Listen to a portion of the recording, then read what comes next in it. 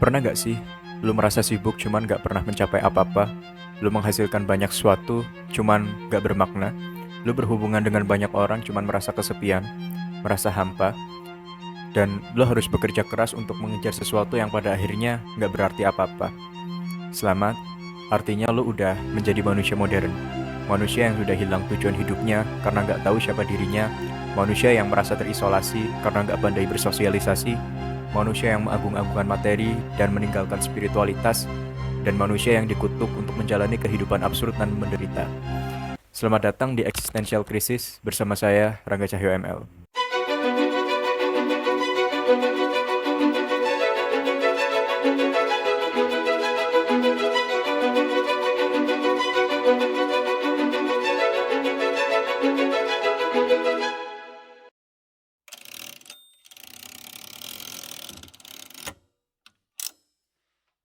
Semua orang pasti pernah kecewa, bukan?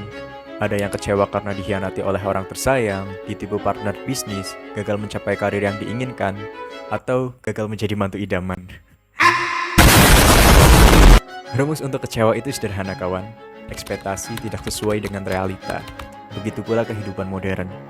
Kehidupan modern menawarkan semangat optimisme dan kemudahan-kemudahan yang ditawarkan melalui penggunaan sains, ilmu pengetahuan, dan teknologi. Sains atau ilmu pengetahuan sering digadang-gadang dapat menjawab semua problematika hidup manusia, dan teknologi juga digadang-gadang dapat mempermudah kehidupan manusia. Ya memang iya sih. Kita ingin terkoneksi dengan orang lain, ada media sosial dan internet. Kita ingin berpergian jauh, ada mobil dan pesawat. Kita ingin makan dengan cepat, tinggal pesan aja via aplikasi. Kita ingin hiburan, tinggal tonton Netflix atau YouTube. Kita ingin mendapatkan jawaban-jawaban terkini, tanya saja Google atau ChatGPT. Namun, dari segala macam kemudahan yang ditawarkan oleh modernitas, manusia justru jatuh ke dalam kekecewaan. Bagaimana bisa? Menurut tokoh sosial bernama Ulrich Beck, kehidupan modern ini membawa kita kepada re-society atau masyarakat beresiko, di mana segala macam aktivitas manusia mulai dari kegiatan produksi hingga konsumsi itu semua mengandung resiko. Sebut saja kegiatan kita makan. Saat kita makan, di situ ada sayuran, ada nasi, ada daging, dan semua tersebut adalah makanan artifisial. Misalnya, sayuran yang kita makan itu mengandung pestisida. Ayam yang kita makan itu adalah ayam hasil rekayasa genetik, dan air kemasan yang kita minum itu mengandung mikroplastik. Bukan hanya itu saja, manusia modern juga sering makan makanan instan, di mana makanan tersebut kurang bergizi. Dan semua makanan yang kita masukkan ke dalam mulut, ke dalam tubuh kita, lama-lama akan terkonversi menjadi penyakit seperti stroke dan juga penyakit jantung, di mana kedua penyakit tersebut merupakan penyebab kematian terbesar di dunia. Jadi, untuk makan pun di zaman modern ini, ya resikonya adalah mati. Dan bukan hanya itu saja, kehidupan modern juga mendorong industrialisasi dengan berdirinya pabrik-pabrik yang pada akhirnya menciptakan polusi dan kerusakan lingkungan, seperti naiknya suhu permukaan bumi, pencemaran air, polusi udara, dan perubahan iklim. Dampaknya adalah tahun 2100, bumi sudah tidak layak huni lagi. Atau bahasa gampangnya ya kita akan kiamat gitu. Kiamat telah tiba. Dan aku cukup percaya sih dengan narasi ini karena yang menggaungkan itu adalah ilmuwan, di mana mereka udah memiliki data-data empiris, mereka udah mengatur suhu bumi dari tahun 90-an sampai sekarang ada kenaikan terus secara konstan, kutub utara selatan juga udah mulai mencair, permukaan air laut juga naik, dan ya memang 2100 sepertinya emang beneran sih gak layak huni. Dan aku sendiri pun sebagai anak kaki gunung selamat itu juga merasakan bahwa biasanya ini sejuk, sekarang udah mulai panas.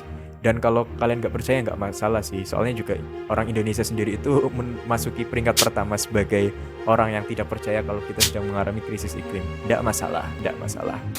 Kita lanjutkan ya. Industrialisasi. Industrialisasi juga melahirkan yang namanya birokrasi atau suatu bentuk organisasi untuk memperlancar pekerjaan menjadi efektif dan efisien. Sederhananya birokrasi itu kalau teman-teman semua pernah ikut organisasi di kampus, OSIS atau mungkin Karang Taruna, yaitu birokrasi. Ada ketua, ada CEO, ada kepala divisi, ada manajer, supervisor, dan ada anggota atau staf dan karyawan. Itu contoh sederhana dari birokrasi. Dan Dampak dari birokrasi tersebut itu membuat manusia menjadi terkotak-kotakan perannya dalam masyarakat. Manusia tak ubahnya hanya baut-baut kecil kapitalisme yang sewaktu-waktu dapat diganti. Manusia pada akhirnya hanya dilihat sebagai angka statistik dan alat ekonomi di luar dirinya. Dan itu sungguh masyarakat yang rapuh, bukan? Jadi, pada akhirnya manusia hanya menjalani kehidupan ini satu dimensi saja. Dimensi berdasarkan peran ia di masyarakat. Kemudian, kemapanan dan kemudahan yang ditawarkan oleh modernisme justru membawa manusia pada jurang kehampaan dan kerapuhan. Manusia haus akan hal-hal spiritual atau delusi untuk menyegarkan kembali batinnya yang gersang, atau untuk sekedar kabur sejenak dari realita yang kejam. Jangan heran kalau gerakan spiritual mulai digandrungi kembali oleh masyarakat, seperti stoikisme, tasawuf, taoisme, atau sekte-sekte klinik yang ya kita anggap itu kuno ya, tapi masih dipercaya oleh masyarakat. Semua itu tak lain untuk memuaskan dirinya yang hampa akibat kehidupan modern. Selain itu, kemudahan yang ditawarkan oleh kehidupan modern membuat manusia menjadi makin lemah. Kita melihat selain penyakit-penyakit fisik, manusia modern juga rentan dengan penyakit-penyakit mental seperti anxiety, depresi, HDSD, OCD, dan berbagai macam gangguan mental lainnya. Semua ini akibat terisolasinya manusia dari realita, akibat kehidupan media sosial yang memanjakan mata. Lebih dari itu, manusia modern adalah manusia paling kesepian dibandingkan pendahulunya. Padahal jumlah kita saat ini ada sekitar 7,8 miliar lebih manusia. Sungguh ironis, bukan? Namun, itulah realita kehidupan kita saat ini. Kalau saya dan teman saya ibaratkan, pada saat ngobrol di warung kopi, manusia modern itu dengan manusia agriculture hampir sama dengan ayam boiler dengan ayam kampung. Jadi manusia modern itu kayak ayam boiler, di mana ayam boiler itu diternakan untuk diambil dagingnya untuk kebutuhan konsumsi. Cuman ayam boiler ini sangat lemah, rapuh, dan mudah terserang virus. Sedangkan ayam kampung itu adalah ayam yang ya mereka bebas, mereka bisa makan apa saja, dagingnya alot, kuat, dan kebal terhadap penyakit gitu. Jadi itu tadi, ada harga yang harus dibayar untuk menjadi manusia modern, yaitu ada kehampaan, kesepian, kerapuhan, kekecewaan, dan keabsurdan hidup yang harus dijalani. Jadi, apakah harga yang ditawarkan dengan apa yang didapatkan di kehidupan modern ini setimpal? Dan ini masuk ke dalam pertanyaan, lantas, apakah kehidupan modern ini masih layak untuk dijalani? Silakan pikirkan sendiri. Terima kasih. Saya Rangga ML, pamit undur diri. Bye-bye.